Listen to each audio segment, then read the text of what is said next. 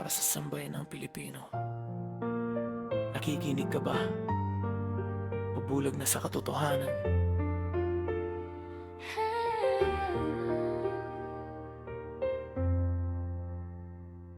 Sa balita, puro gulo ang naririnig. Ibang bansa naglalaban, damay tayo sa init. Presyo ng bilihin araw-araw sumisikip. Bulsa ng mamamayan halos wala nang madikit. Bigas, gasolina, pati kuryente taas. Trabaho kulang, sahod parang kinapos sa bukas. Habang sila sa taas, parang walang bakas. Ng paghihirap namin tila ba di nila malas. Nakaupo sa pwesto pero kanino ba serbisyo? Sa taong bayan ba o sa sariling negosyo? Nagtatalo sa TV parang laro lang sa kanila. Habang kami sa ibaba, hirap na hirap huminga.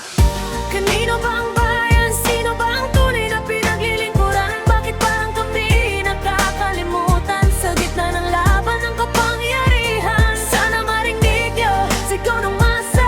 Hindi na kaya ng puso't bulsa.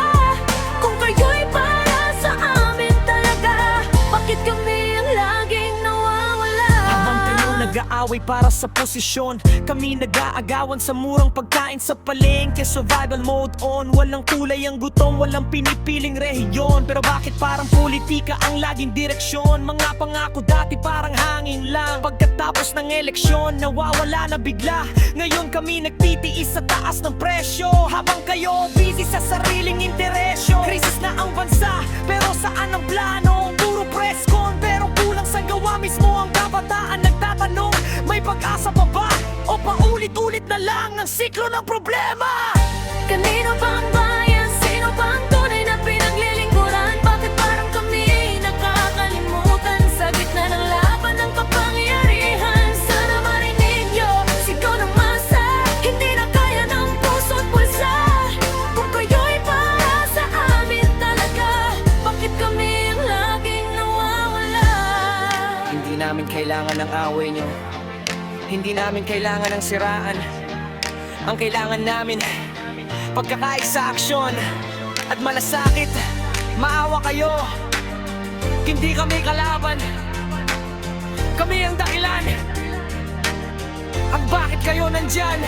Ina ng tahanan, di na alam ang lulutuin. Tatlong anak, paano pa babubuhayin? Ama, sa kalsada pawis na ang puhunan, pero kulang pa rin para sa kinabukasan. Kabataan lang ang arap, pero napapagod kasi sistema parang ayaw kaming aangat. Tanong sa sarili, may patutunguhan pa ba? O hanggang dito na lang ba ang pag-asa? Kung ang gobyerno ang dapat sandalan, bakit parang sila pa ang nagbababagsak? Ekonomiya, unti-unting nalulunod, habang politika lalong lumulubog. Kanino ba ang bayan? Sagutin niyo, huwag niyong takasan. Kami ang bumoto, kami ang dahilan. Pero bakit kami ang nahihirapan? Pakinggan niyo, sigaw ng masa. Luha na ang pumapatak sa mata. Hindi na galit, kundi pagod na. Sana naman, tulungan niyo lang. Wala kayong magwawe, magtulungan na lang sana. Para sa bayan, para sa Pilipino. Kasi kami, pagod na.